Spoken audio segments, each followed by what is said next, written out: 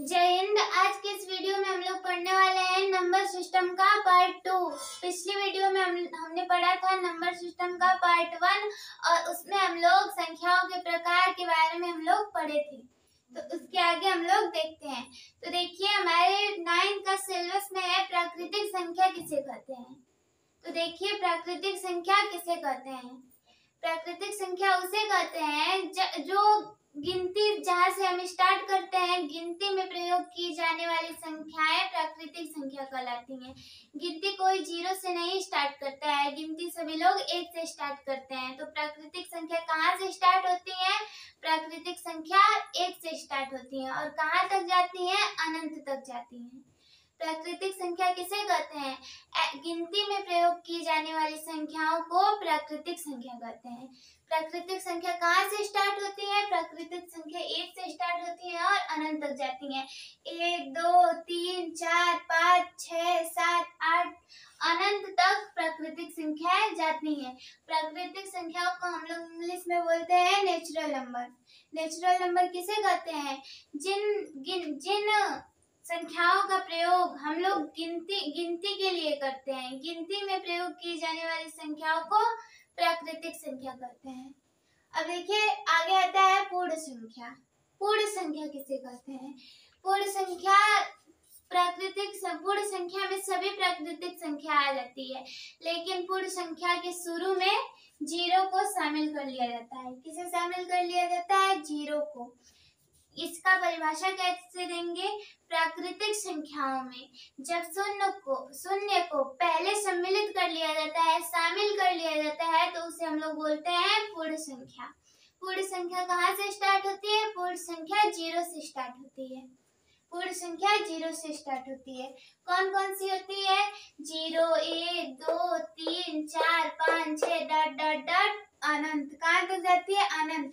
प्राकृतिक संख्या 1 से स्टार्ट होती है और पूर्ण संख्या 0 से स्टार्ट होती है।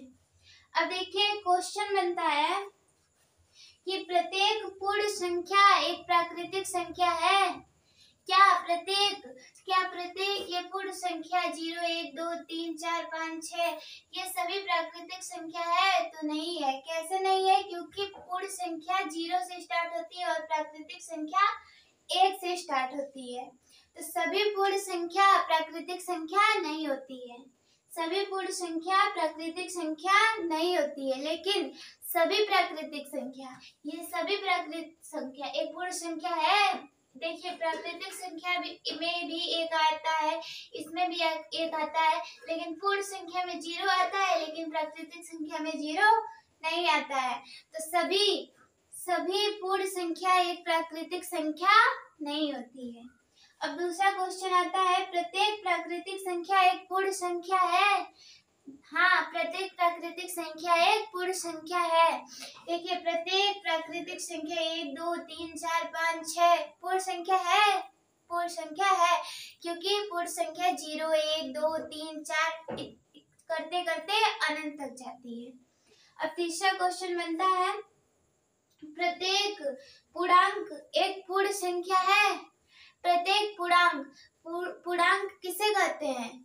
पूरा अंक माइनस अनंत से लेके प्लस अनंत तक के बीच की संख्याओं को हम लोग पूर्णांक बोलते हैं। पिछली वीडियो में हमने पढ़ा था। तो पूर्णांक मतलब होता है पूरा अंक। पूर्ण, देखिए पूर्णांक 2 शब्दों से मिलकर बना है, पूर्ण और अंक। पूर्ण मतलब होता है पूरा, अंक मतलब होता है अंक। तो पूरा अंक। तो देखिए क्वेश्चन है, प्रत्येक पूर्णांक एक पूर्ण संख्या है? देखिए प्रत्येक पूर्णांक में क्या आएगा? 1 2 3 4। प्रत्येक पूर्णांक एक पूर्ण संख्या है? पूरी संख्या है? तो प्रत्येक पूर्णांक एक पूरी संख्या नहीं होता है, क्योंकि पूर्णांक माइनस में भी होता है, प्लस में भी होता है, शून्य भी होता है। तो प्रत्येक पूरा अंक एक पूर्ण संख्या नहीं होता है, क्योंकि प्रत्येक पूर्ण संख्या कभी भी माइनस में नहीं होती है। पूर्ण संख्या कभी भी माइनस में नहीं होती है। अब चलिए हम लोग आगे देखते हैं, सम संख्या किसे कहते हैं। सम संख्या उसे कहते हैं जो 2 से पूरी विभाजित हो जाती है। सम संख्या उसे कहते हैं जो 2 से पूरी पूरी विभाजित हो जाती है, यानी 2 से पूरा पूरा कट जाती है। ऐसी संख्या जो 2 से पूरी पूरी कट जाए, या ऐसे याद कर लीजिए कि जो 2 के पहाड़े में, जो संख्या 2 के पहाड़े में आए, देखिए 2, 4, 6, 8, 10, 12, 14, 16, 18 ऐसे करते करते जो 2 का गुणज हो ऐसी संख्याएं सम संख्या कहलाती है। सबसे छोटी सम संख्या क्या होती है? सबसे छोटी सम संख्या होती है 2। सबसे छोटी सम संख्या क्या होती है? सबसे छोटी सम संख्या होती है 2। सम संख्या किसे कहते हैं? ऐसी संख्याएं जो 2 से पूर्णतः विभाजित हो जाती है। अब देखिए विषम संख्या किसे कहते हैं? विषम संख्या ऐसी संख्याएं जो 2 से विभाजित नहीं होती है। उसका उल्टा ऐसी संख्याएं जो 2 से विभाजित नहीं होती हैं, यानी जो 2 के पहाड़े में न आए, जो 2 का गुणज न हो। तो 2 के पहाड़े में क्या नहीं आता है? 2 के पहाड़े में देखिए 1, 2, 3, 4, 5, 6, 7, 8 है। 2 के पहाड़े में क्या नहीं आएगा? 2 के पहाड़े में 1 नहीं आएगा, 3 नहीं आएगा, 5 नहीं आएगा, 7 नहीं आएगा। ये 4, 2, 4, 6, 8 ये क्या है? ये एक सम संख्या है। लेकिन जो 2 के पहाड़े में नहीं आता है वो एक विषम संख्या है, जैसे 1, 3, 5, 7 कैसी संख्या है? विषम संख्या है।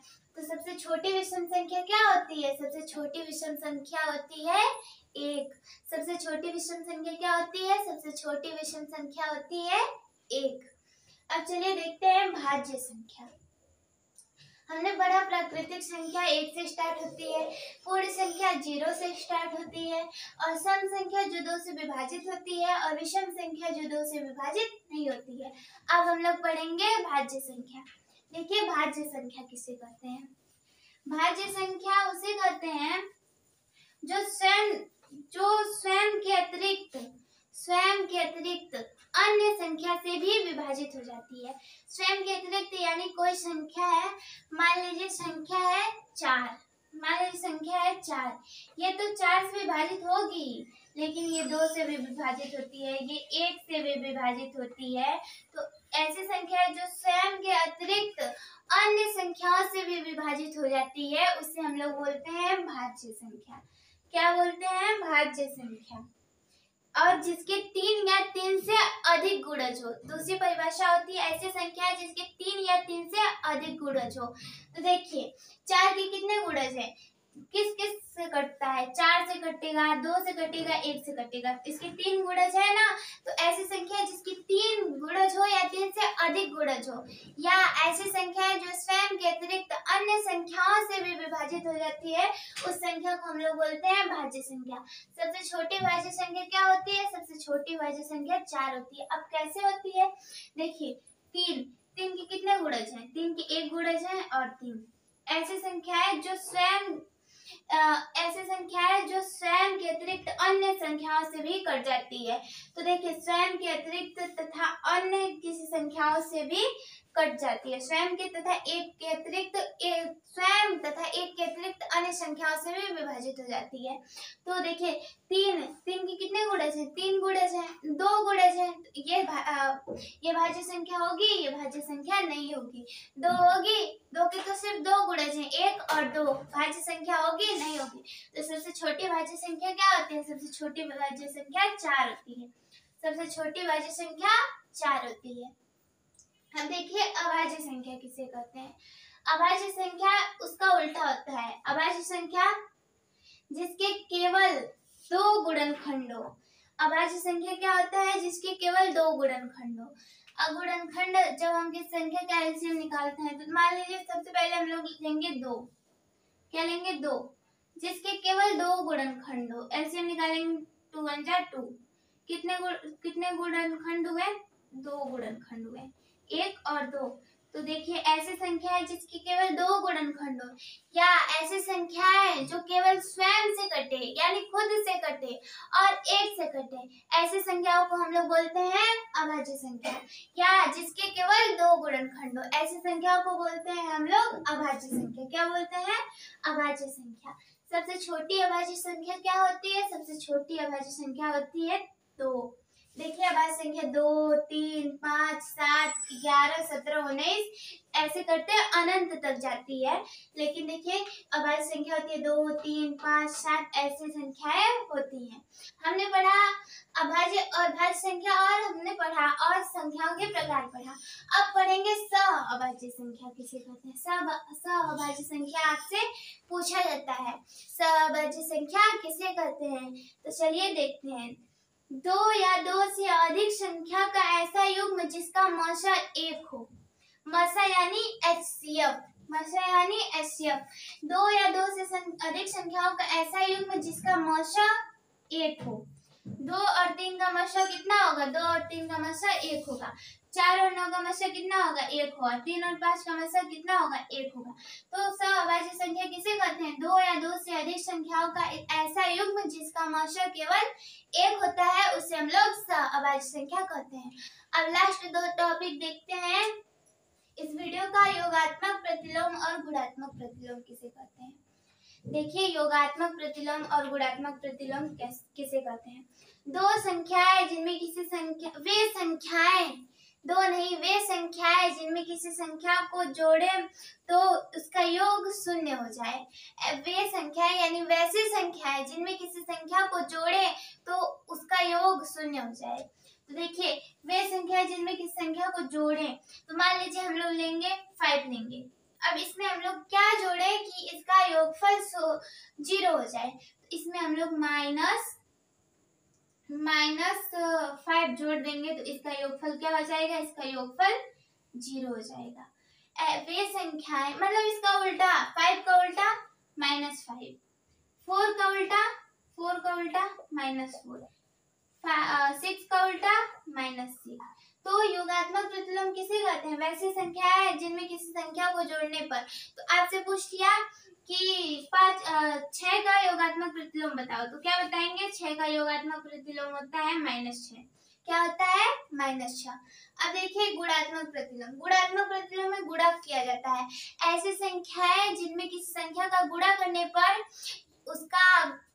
उसका जो आंसर आएगा वो 1 आ जाए। क्या आ जाए? 1 आ जाए। उसका आंसर कितना है? 1 आए। तो देखिए अब पूछा जाएगा क्वेश्चन की, मान लीजिए कोई आपसे पूछे 7 का गुणात्मक प्रतिलोम क्या होगा। 7 का गुणात्मक प्रतिलोम कुछ मत करिएगा, उसका 1/7 कर दीजिएगा। तो इसे हम लोग जब गुणा करेंगे 1/7 तो 7 से 7 कट जाएगा, आंसर कितना आएगा? 1 आएगा। तो वैसी संख्याएं जिनमें किसी संख्या का गुणा करने पर उसका मान 1 आ जाए। क्या आ जाए? 1 आ जाए। तो ऐसी संख्याओं को हम लोग क्या बोलेंगे? ऐसी संख्याओं को बोलेंगे गुणात्मक प्रतिलोम।